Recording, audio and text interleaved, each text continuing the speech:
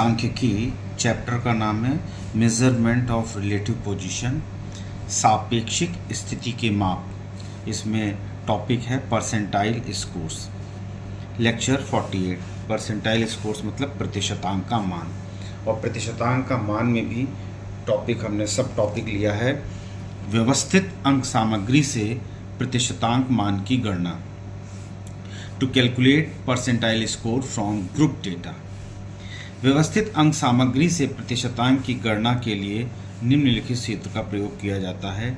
PP और PN is equal to L plus PN upon 100 minus capital F upon FP multiplied by CI। यहाँ पर संकेतों का क्या मतलब है वो लिखा हुआ है।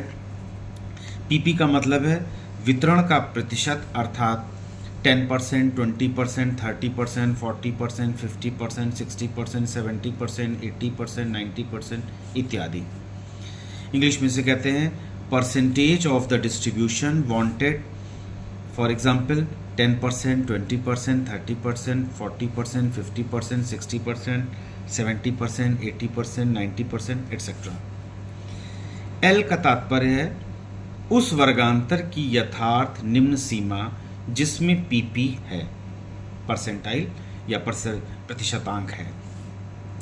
इसका मतलब हुआ exact lower limit of the class interval upon which PP lies. PN is equal to प्राप्तांकों की संख्या का वह भाग जिससे प्रतिशतांक की गणना करनी है।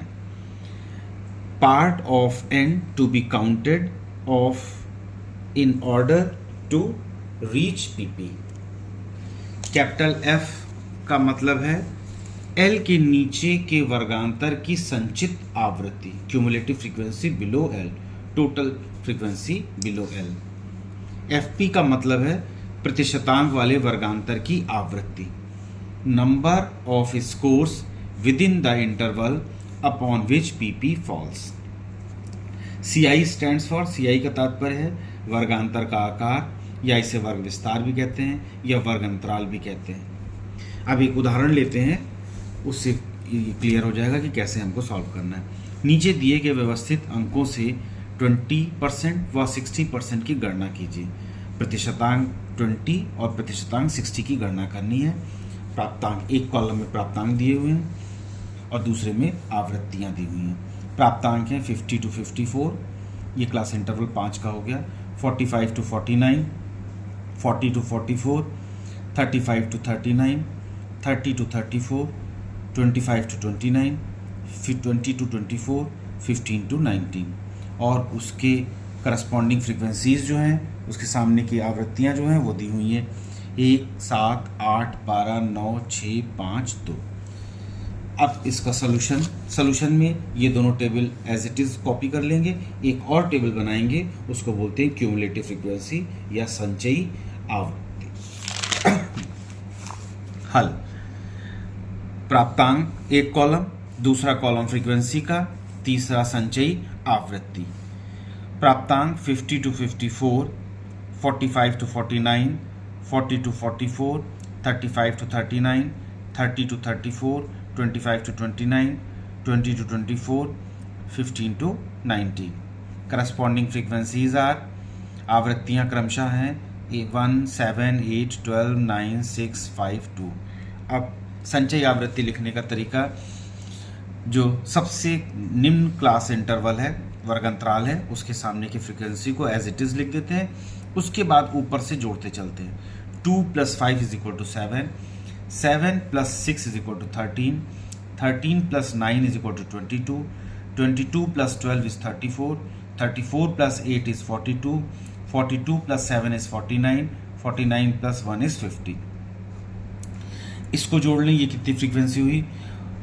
1 + 7 8, 8 + 8 16, 16 + 12 28, 28 + 9 37, 37 + 6 43, 43 + 5 48, 48 + 2 50। मतलब ये हो गया कुल प्राप्तांकों की संख्या, स्कोर।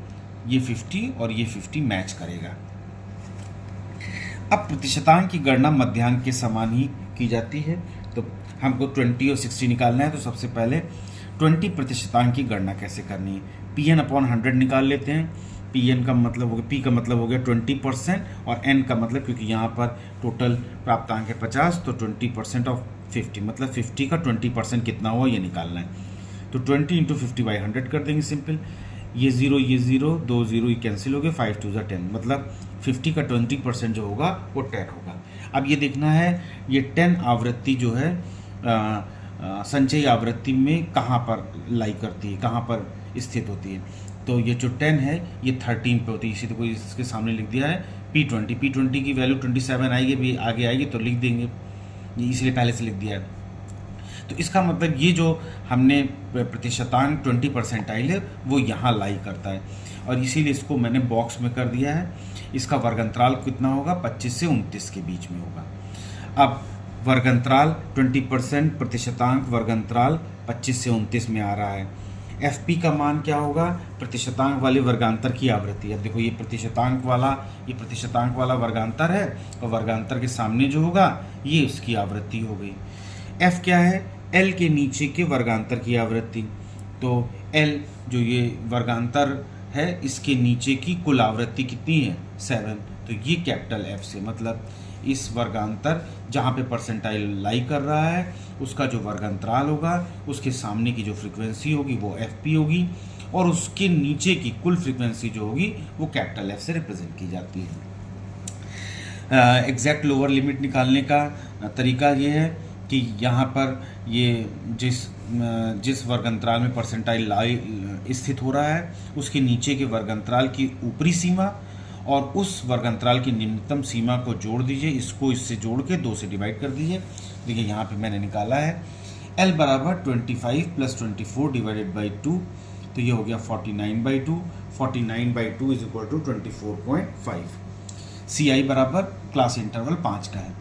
उपरोक्त मानों को सूत्र में रखने पर, यहाँ पर सूत्र है P is equal to L + Pn/100 minus capital F/FP multiplied by class interval. तो इसमें सबकी वैल्यू रख दी। P20 इज इक्वल टू क्या हो जाएगा 24.5, 20 × 50/100 माइनस 7/6 इंटू क्लास इंटरवल 5 का है।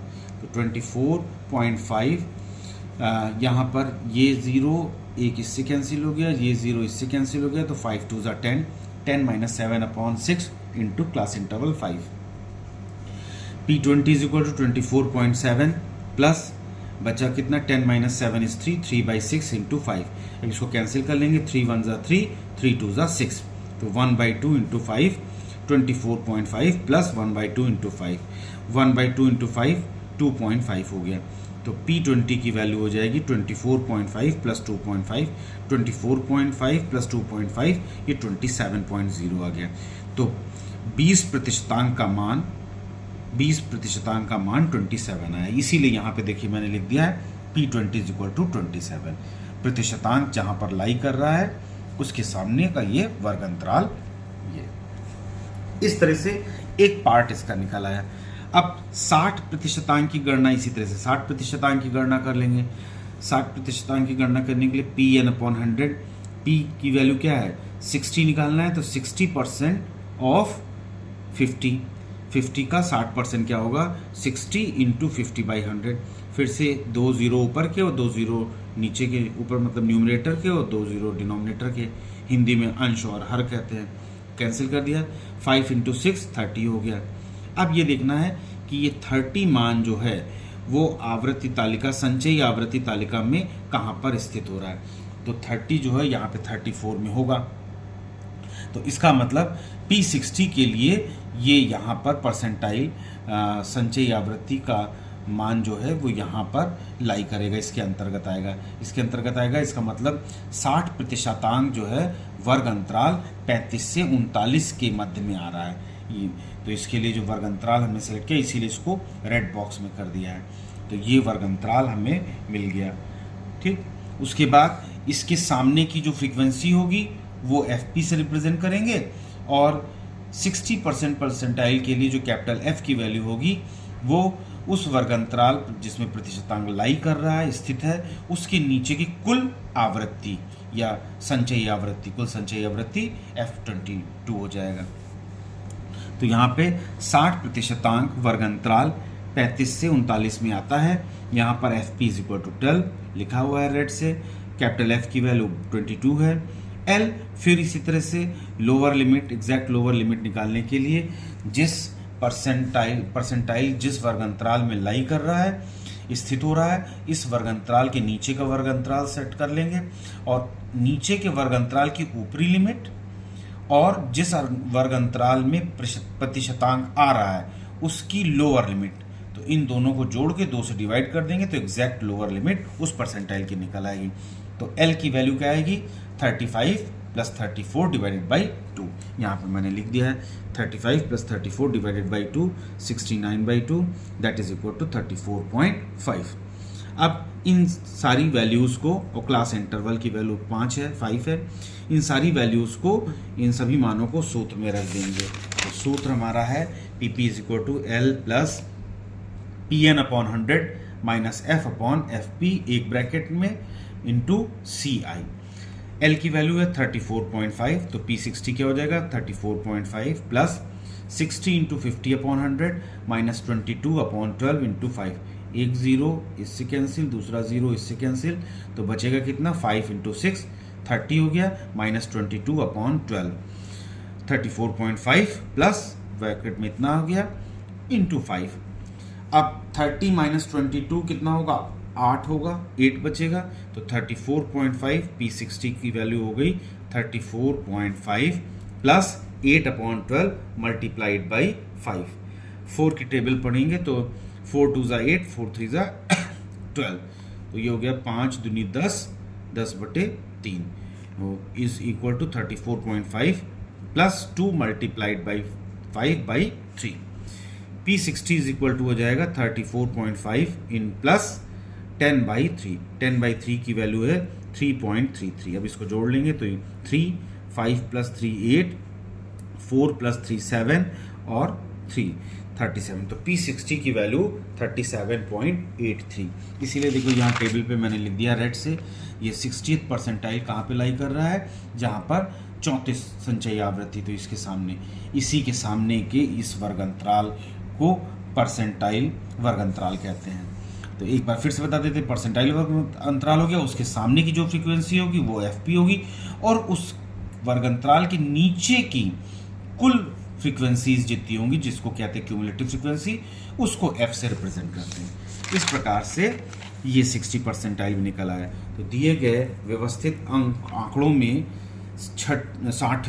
60th प्रतिशतांक का मान 37.83 प्राप्त होता है। इस तरह से अगर 80 निकालना होता है, 80 निकालना हो तो 80 परसेंटाइल निकाल लेंगे। तो इसके लिए क्या होगा, यहाँ पे फॉर्मूले में 80 × n वही रहेगा 50/100, और उस तरह से निकालते चले जाएंगे। तो इस प्रकार से ये प्रतिशतांक मान की गणना हमने करी है, जबकि व्यवस्थित अंक सामग्री दी हुई है, आंकड़े हमारे व्यवस्थित हों तो कैसे निकालते हैं, इसको यहाँ पर हमने बताया है। इस प्रकार से ये वाला टॉपिक ख़त्म हुआ, और जो लोग नए हैं इस पर प्लीज़ चैनल सब्सक्राइब कर दें और बेल आइकन को प्रेस कर दें, और वीडियो को अपने दोस्तों के साथ शेयर करें। अगर कोई क्वेरी हो, कोई पॉइंट ना समझ में आए तो मैसेज बॉक्स में ज़रूर पूछने की, जो भी पॉइंट ना समझ में आए उसको मैसेज बॉक्स में लिख देंगे तो हम उसको क्लियर करने की कोशिश करेंगे। धन्यवाद।